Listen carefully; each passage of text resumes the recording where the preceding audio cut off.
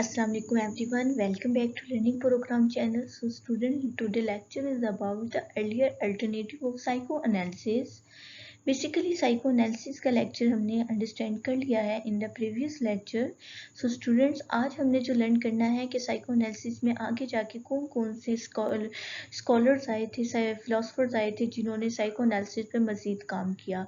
सो इसीलिए इसे alternative of psycho analysis कहा गया कि साइको एनालिसिस पे मज़ीद किन लोगों ने उसके अगेंस्ट या उसके बारे में मज़ीद मॉडिफाई करके काम किया. 3 हमारे पास फिलोसफर्स आते हैं, Carl, Jung, Alfred Adler and Karen Horney. ये 3 जो उनसे पर्सन हैं, इन्होंने alternative of the psychoanalysis हैं. स्टूडेंट्स याद रखिएगा, साइको एनालिसिस के फाउंडर फ्राइड ही हैं, बट इन्होंने मज़ीद साइको एनालिसिस पे काम किया, इसलिए इसको इन्हें भी लर्न करना बहुत ज़रूरी है. आप पर्सनैलिटी के चैप्टर में आप मज़ीद साइकोलॉजी की सब ब्रांचेस में जब जाएंगे, पर्सनैलिटी का एक बुक है, उसमें आप लर्न करेंगे इन सब फिलोसफर्स को. बट अभी आपने इनके बेसिक्स याद रखना है कि इसमें से शॉर्ट क्वेश्चन आते हैं तो वो किस जगह से आ रहे हैं. कॉलर जंग वो पर्सन है स्टूडेंट जिसने साइको एनालिसिस पे मज़ीद काम किया. याद रहे कि ये सब अनकॉन्शियस पे काम कर रहे हैं, because psycho analysis base on the unconscious personality of the human. So that libido जो सी है एक एनर्जी होती है जो किसी भी इंसान को ग्रोथ, पर्सनल ग्रोथ करने के लिए प्रोवाइड होती है. कॉलर जंग ने कहा हर इंसान के अंदर एक ऐसी फोर्स होती है, एक क्रिएटिविटी होती है जो उसे पर्सनल ग्रोथ करने के लिए ज़रूरत होती है या उसे मदद देती है उसकी ग्रोथ के लिए. उस एनर्जी का नाम लिबिडो है. ईगो के बारे में बताया कि हर इंसान के पास एक स्पेसिफिक साइकी होती है और वो साइकी जो है वो ही रिस्पॉन्सिबल होती है उसके problem solving, decision making and perceiving के. ईगो के अकॉर्डिंग उन्होंने ये कॉन्सेप्ट दिया. थर्ड आता है पर्सनल अनकॉन्शियस. स्टूडेंट याद रखिएगा, ये नेक्स्ट 3 जो हम कार्ल जंग के पढ़ने लगे हैं टर्म्स, ये शॉर्ट क्वेश्चन में बहुत ज़्यादा आती हैं. पर्सनल अनकॉन्शियस में थोड़ा सा चांस कम है कि वो शॉर्ट में आए. कलेक्टिव अनकॉन्शियस एंड आर्कियोटाइप जो उनसे हैं, ये दोनों बहुत इंपॉर्टेंट है शॉर्ट क्वेश्चन में. पर्सनल अनकॉन्शियस होती है वो जगह आपके माइंड में, वो प्लेस होती है जहाँ पे आपका मटेरियल स्टोर हो रहा होता है. कौन सा मटेरियल?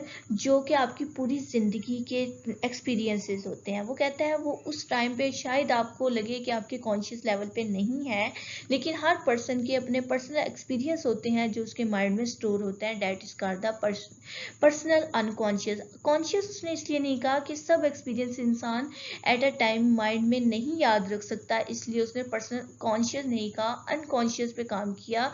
उसने कहा वो चीज़ें हमारे माइंड में कहीं ना कहीं डीपली जो सी होती है, वो दबी डिप्रेस होती है, लेकिन वो माइंड में हमारी लाइफ के एक्सपीरियंस होते हैं. Collectively unconscious. स्टूडेंट्स, अनकॉन्शियस का कॉन्सेप्ट आप लोगों ने प्रीवियस लेक्चर में अंडरस्टैंड कर लिया होगा. अगर नहीं किया तो उसका लिंक जो है आपको डिस्क्रिप्शन बॉक्स में मिल जाएगा कि अनकॉन्शियस क्या है. अनकॉन्शियस को समझना बहुत ज़रूरी है क्योंकि psycho analysis based on the unconscious. Unconscious mind जो से हैं, आपकी माइंड का वो पार्ट जिसमें अनकॉन्शियस चीज़ें हैं, वो कह रहे हैं वो पूरी दुनिया के जो एक्सपीरियंस होते हैं जो आपकी एज के साथ साथ आपको मिलते हैं, और वो मिलने के बाद आपकी जब आप एक एज तक पहुंचते हैं, आपकी माइंड में जितनी वो चीज़ें कलेक्ट हो जाती हैं उनको कहते हैं कलेक्टिवली अनकॉन्शियस. मतलब कि वो आपके कॉन्शियस स्टेट ऑफ माइंड में नहीं है, लेकिन आपके माइंड में वो चीज़ें जमा हो गई हैं. आपकी एज की एक्सपीरियंस, आपकी इन्वायरमेंट से एक्सपीरियंस जो मिल रहे हैं, उन सब चीज़ों का आपके अनकॉन्शियस पार्ट में रहना that is called collectively unconscious. Collectively unconscious powerful component है, बिकॉज जब भी आपको ज़रूरत पड़ती है अपनी लाइफ में कि डिसीजन करना है, तो आपको अपनी जो प्रीवियस लाइफ एक्सपीरियंस है उससे आप डिसीजन ले सकते हैं. एंड आर्क्योटाइप्स जो है एक ऐसी टेंडेंसी होती है जो कि इमोशनली रिस्पॉन्ड करती है. आपको कोई एक्सपीरियंस हो जाता है और जैसे ही वो सिचुएशन दोबारा कैटेगराइज होता है, आपने उस टाइम पे क्या इमोशन शो करना है, कैसे रिस्पॉन्ड करना है, वो टेंडेंसी आपकी जो इनहेरिटेड होती है is called the archetype. Second one आता है अल्फ्रेड एडलर. स्टूडेंट्स, ये कोई बहुत ही ऐसे नहीं है कि आप इन्हें इग्नोर कर दें. साइकोएनालिसिस के जो अल्टरनेटिव फिलोसफर्स हैं, इन्हें ज़रूर आपने अंडरस्टैंड करना है, बिकॉज ये शॉर्ट क्वेश्चन में और वैसे भी साइकोलॉजी की आपकी साइकोएनालिसिस में बहुत इंपॉर्टेंट इनका रोल है. आप मज़ीद आगे देखेंगे एडलर ने क्या किया. स्टूडेंट्स, एडलर जो पर्सन था, अगर इसकी पर्सनल लाइफ देखें तो इन्होंने ज़्यादातर काम इन्फीरियरिटी पे किया। फीलिंग ऑफ इन्फीरियरिटी, इन्फीरियरिटी क्या होती है? अपने आप को कम महसूस करने की फीलिंग्स।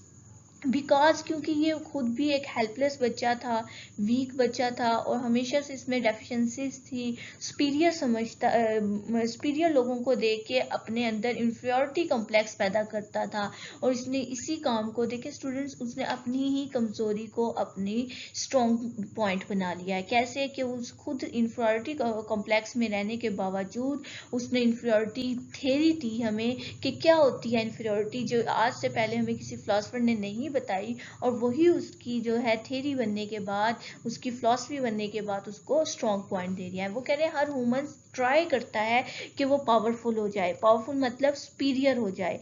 इवन कि आप अगर देखें, आप 4 वो हैं ब्रदर एंड सिस्टर्स हैं, अगर जो सबसे स्मॉल जो आपका भाई होगा या बहन होगी, उसके अंदर भी फीलिंग ऑफ इन्फीरियरिटी लाजमी होती है, because we see the elder sister and brother. वो जैसे ही अपने बड़ों को देखते हैं, उसके अंदर भी एक इन्फीरियरिटी की कम्प्लेक्स आ जाता है कि मैं भी काश बड़ा होता, या मैं भी बड़ी होती तो मैं ऐसे करती, मैं हुक्म चलाती। That is the feeling of inferiority, मतलब अपने आप को कमतर समझना और पावरफुल बनने की कोशिश करना, कि हम कैसे पावरफुल बन सकते हैं, सुपीरियर कैसे हो सकते हैं।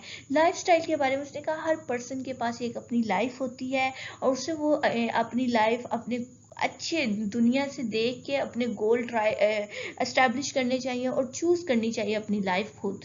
मतलब कि सेल्फ पे काम किया इन्होंने कि लाइफ अपनी खुद चूज़ करें, और अपनी दुनिया में देखें आप कहाँ पे एग्जिस्ट कर रहे हैं, और वहाँ से अपनी गुड लाइफ को चूज़ करें और अपनी लाइफ के गोल सेट करें। क्रिएटिविटी सेल्फ उसने बताया, पर्सनैलिटी हर पर्सन के पास। स्टूडेंट्स, एज ए यूज मैं आप लोगों को, अपने स्टूडेंट्स को अक्सर बताती हूँ कि हर बंदे के अंदर एक कोई ना कोई क्रिएटिविटी हाइड होती है, जो अगर अब आप एबिलिटी होती है हर पर्सन की, जो आपने खुद प्रोमिनेट करनी होती है, खुद ढूंढनी होती है, आपने फाइंड आउट करनी है अपनी जो पर्सनैलिटी है, जो आपके पास क्रिएटिविटी है। तो उसने यही बात की कि हर पर्सनैलिटी वाले पर्सन के पास, हर पर्सनैलिटी में आपके पास कोई ना कोई एक लाजमी चीज़ होती है, और आपको फ्रीडम है कि आप उस मंजिल तक पहुंचने के लिए अपनी क्रिएटिविटी को यूज़। किरण हॉर्ने, ये एक फीमेल फिलासफर थी, साइकोलॉजिस्ट थी। स्टूडेंट, ये साइकोलॉजी में इनका बेसिक रोल ये है, इन्होंने basic anxiety and basic hostility पे काम किया। बेसिक एंजाइटी इसने बताया वो फीलिंग्स जो हम एक हेल्प मांगते हैं, मतलब कि इसमें हेल्पफुल होते हैं, मतलब हमें किसी चीज़ की मदद चाहिए होती है, हम अपना काम खुद नहीं कर रहे होते।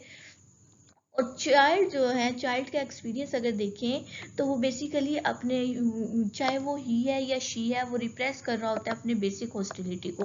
हॉस्टिलिटी वो फीलिंग होती है जब कोई बच्चा किसी बच्चे को थप्पड़ मारते हैं, तो वो बच्चा आगे से अपने जो एक्सपीरियंस शो करता है, जो एंग्री होता है, वो उसके बेसिक इवल जो एक्सपीरियंस हो रहे होते हैं, that is called the basic hostility.